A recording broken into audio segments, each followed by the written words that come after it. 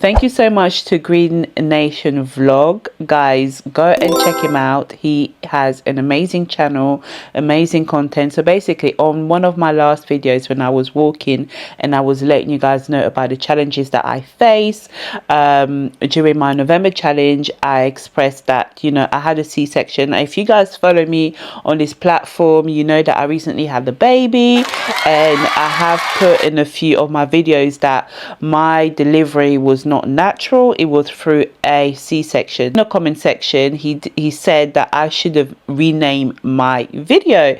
Now, I read all your comments and I take it very seriously, and I do enjoy when you guys let me know how I can improve, what I can do, or if you give me like content ideas, you know, because I'm on mummy brain right now, so sometimes I'm thinking about a lot of different things, but I achieve nothing. It feels like it anyway. But thank you so much, Green Nation Vlog. Go and check him out. He does a lot on his channel. He's got a lot of motivational videos. He feeds the homeless. Like, he's got shorts and long form content as well. So he said in his comment, I'll put it on, he said in his comment right here how he was very supportive towards his son's mother, and I should rename my video to my experience when having a C-section. Now, this is based on the UK, okay? This is my experience in the UK and the UK only. I don't know about other countries. And also, furthermore, guys, this is based on my specific, the hospital that I went to, okay? Different hospital staff will treat you differently, and I say this to say because I've lived in different towns in the UK. I've experienced the NHS differently, the GPs differently, okay? So not everywhere you get the same consistent service. Obviously, policies are the same across the board, but the service that you get will depend a lot on whoever is on shift. But the hospital that I had my baby at was a reputable hospital. When I initially told my neighbors, they were like, oh my god, you're going to the best hospital in the area, this is like top-notch hospital. So I was really positive. This is going to probably be in two parts. It might be all over the place, but it's going to be in two parts. So when I found out that I was pregnant, so in the UK, when you find out that you're pregnant, the first thing that you need to do is you need to register at your local hospital. Let them know that you are expecting a baby. That way they can book you in for your 12-week scan. It may sound like a long time to wait, especially if you just found out that you're pregnant and you're probably in the first couple of weeks or weeks. But if you didn't know that you were pregnant and you probably find out 2 months later, your 12-week appointment is closer than you think, if that makes sense. So if you've just find out, oh wow, I've missed my period like a week ago, and you're pregnant, fair enough, you do a home pregnancy test, fair enough.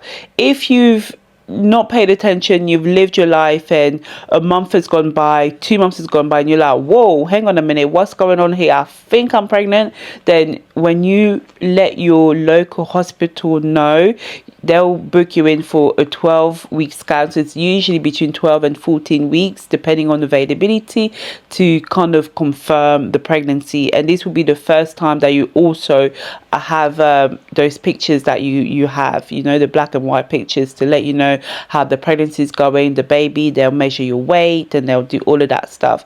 So always the first thing in the UK, you have to call a hospital and let them know. And usually the hospital that you call is the hospital that you'll be registered at, and then they'll kind of start moving forward to having a plan in place for you as an expected mother, and can kind of start doing your appointment and elect you a midwife. And you'll go through the different weeks of the pregnancy at that hospital and different appointment schedule at that hospital.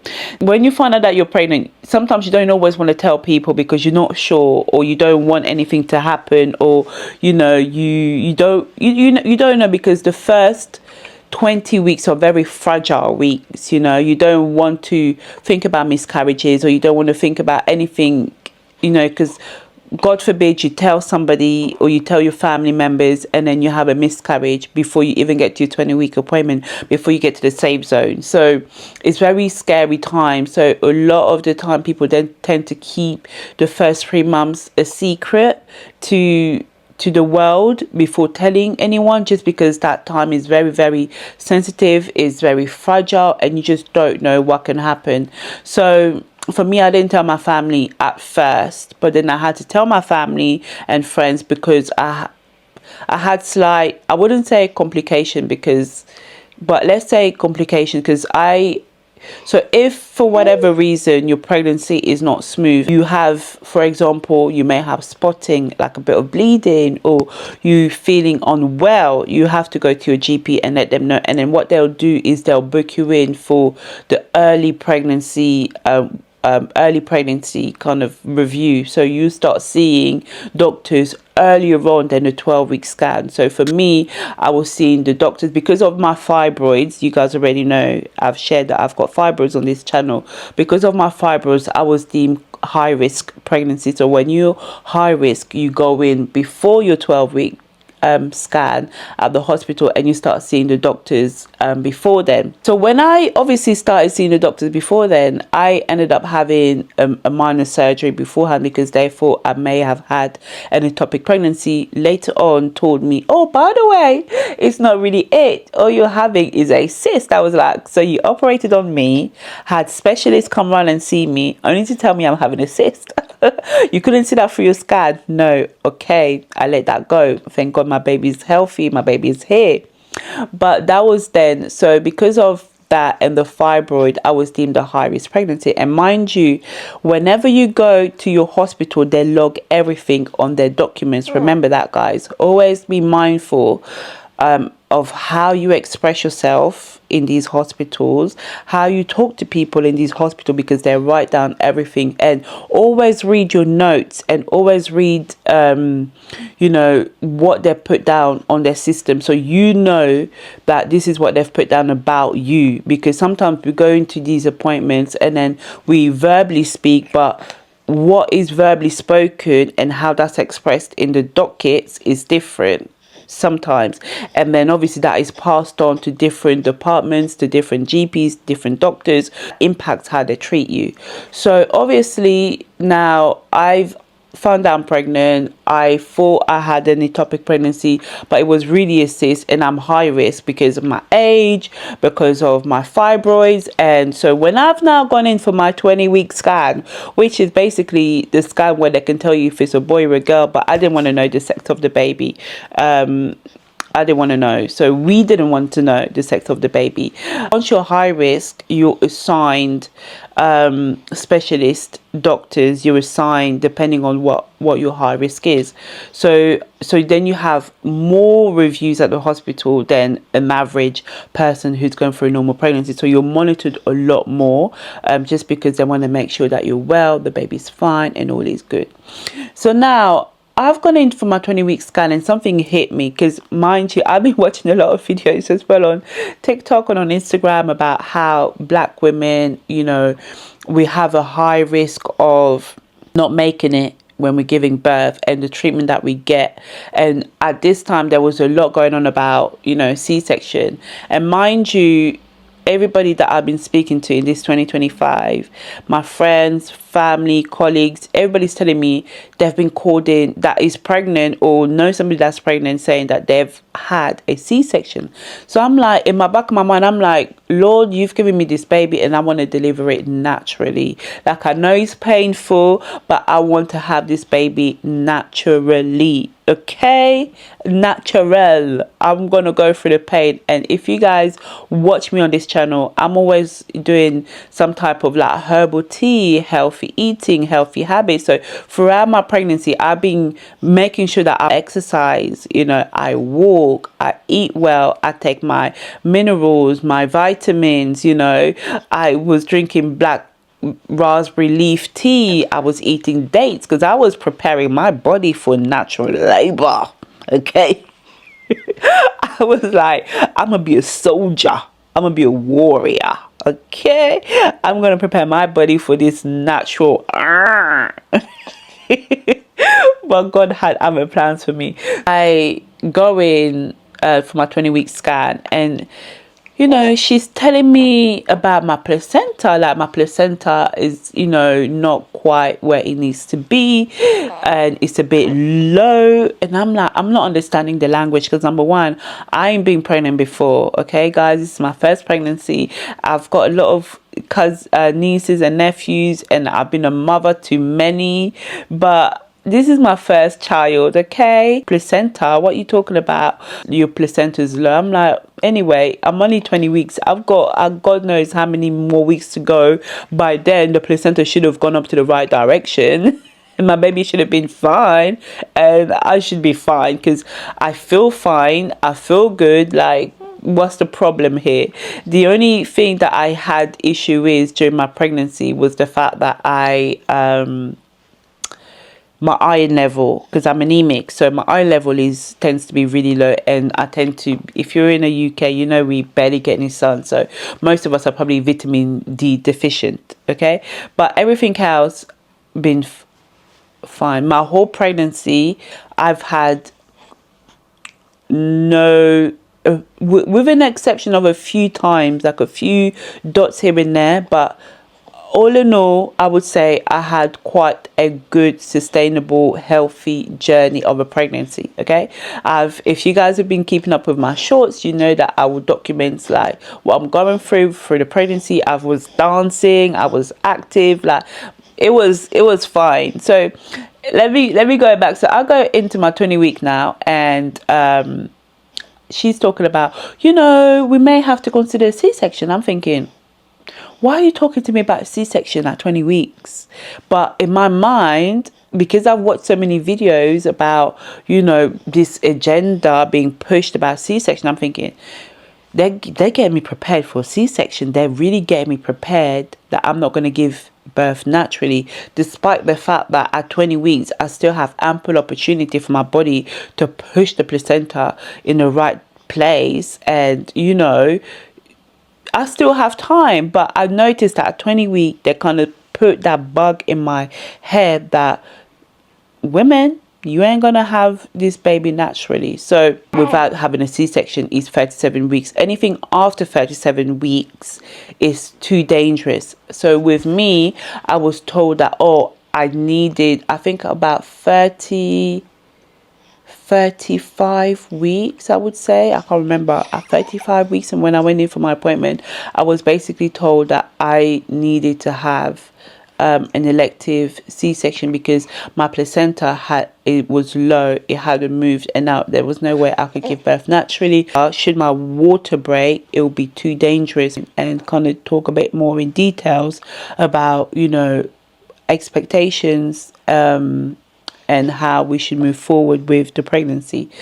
Now, when I went in, so then I went in for my 32 week appointment, because I said, don't worry, at 20 weeks we can't really tell, but 32 weeks, that will really determine where your placenta should have moved to. If nothing's happened at 32 weeks, then most likely you will need to be you would need to have a C-section. Now 32 weeks, I'm going for my appointment, they're telling me my placenta is not moved, it's still in the same position, so I would definitely need to have a C-section. And I'm like, whoa, no, my whole pregnancy I've planned for natural birth. So I'm not ready to hear that I'm going to have a C-section, because for me that is a surgery. So at the beginning of my pregnancy, I already went through surgery, and I don't like surgeries. I don't like sitting at the hospital longer than I need to. I don't like taking medication. I just don't, my body doesn't like it. It makes me feel sick. I just feel worse, you know. So I was like, I don't want to go through surgery because recovery time is long.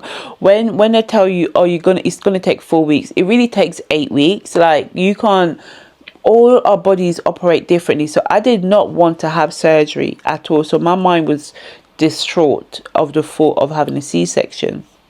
Now, then going at the 32 weeks, so they're basically telling me, listen, you're basically going to have a C-section, so we need to book you in, because booking you in means that in the UK they book you in so they know exactly what to do, what to expect, and they run through everything. You have to do consent form. If you lose blood, you know, you have to go through a whole what if and sign documents, you know, everything. So I was like, this is too much. I was like, this is too much for me to handle. And then she was like, okay, if it's too much, just come back again, think about it. But the furthest that I said, listen, I want to push this pregnancy as far as I can push it towards the end. I want to be full term, because what I didn't want as well, I always said I don't mind having a C-section as long as that's the last resort. But at the same time, if I'm healthy, if I feel fine, I want my baby to be full term as possible. I don't just want you to say to me, oh, in case your water breaks, we need to do the surgery now. No, I want to go full term. If the water breaks, then there's technology, like do something, save me, save the baby, like save all of us, like, you know, come on, the hospital should be equipped and ready if my water breaks tomorrow, like, and you've known about my condition. I don't want my baby to come too early unnecessarily. So that's why I said to my consultant, I was like, listen, I want to push this as far as possible. I want my baby to be full term as possible. I'm not against having a C-section. My preference would be natural birth. But at the end of the day, if it's my health, I understand this needs to be done. But I'm not just gonna come in unnecessarily if I don't have to, you know. And that's the thing, you know, a lot of these hospital consultants will make you feel like you're making the wrong decision, or make you feel like you have to go with what they're telling you. But during my whole pregnancy, I felt fine with a few bits here and there. I worked all the way through. I was eating well, I was exercising. So I didn't understand why I needed to come in early for a C-section when I feel fine. So eventually the consultant was like, okay, fine, if you don't have any bleeding, if you don't feel sick, we can prolong your C-section. But I knew these NHS people would not let me go beyond 37 weeks. Like, I just knew it, because I had my baby at 37 weeks and 5 days. And I said to them, because they said to me, we can push it, the furthest we can push it is 38 weeks. We can't go further than that. I was like, listen, we can do 38. I don't mind, because that's close to 40. I don't mind. But what we're not going to do is we're not going to do 36 beforehand. We can do anything thereafter. 37, we can push it all the way, because I'm good. I'm going to work. I'm tired. I'm exhausted. I'm not feeling great. But what we're not going to do, we're not going to bring this baby out before the baby is ready, because guess what? We're not going to do that. I want my baby to be full term, because I feel fine. I'm not bleeding. I don't have any problems. I'm pushing myself. I'm going to work. I'm resting. Even though I was going to work, I was still resting. I was still taking it easy. So I was like, listen, we're not just gonna bring this baby out just because the NHS is they're on their schedule. Okay, so that's the backstory. The backstory is, all in all, I ended up pushing my pregnancy to the furthest I could until they said to me, you have to come in. I was like, okay, fine. I was like, 37 weeks and 5 days. I'm close to 38. My baby's fully developed so far. And, you know, that's fine, because, you know, they say when the baby's premature, they tend to have a lot more, you know, I don't want to say issues, but, you know, they could develop a few things somewhere down the line. And I wanted my baby to come out as full term as possible, especially because I felt fine, I felt good. And it's not even just me. Whenever I went to my appointments, everything, my blood pressure, my blood level, I didn't have any diabetic symptoms. That every single time that I went to my hospital appointment, by God's grace, everything was always fine. So I didn't feel, and I didn't see the need for me to have a C-section before my baby was full term. I didn't see the need for that. But but because of my condition and because of the fibroids, I was deemed high risk, so I needed to have a C-section. So now the day of the elective surgery,